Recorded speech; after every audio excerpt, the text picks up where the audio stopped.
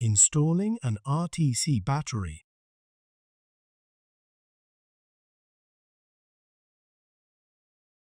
Position the battery so that the plus sign faces outward.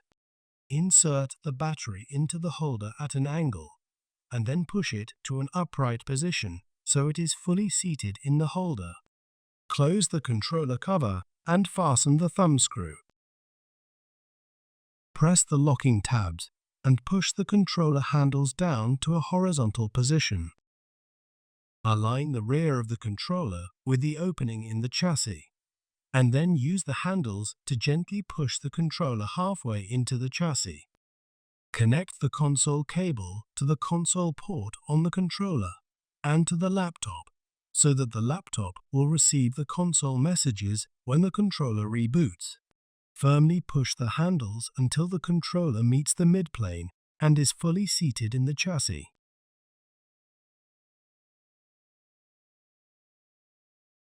Pull the controller handles up and lock them in place with the tabs.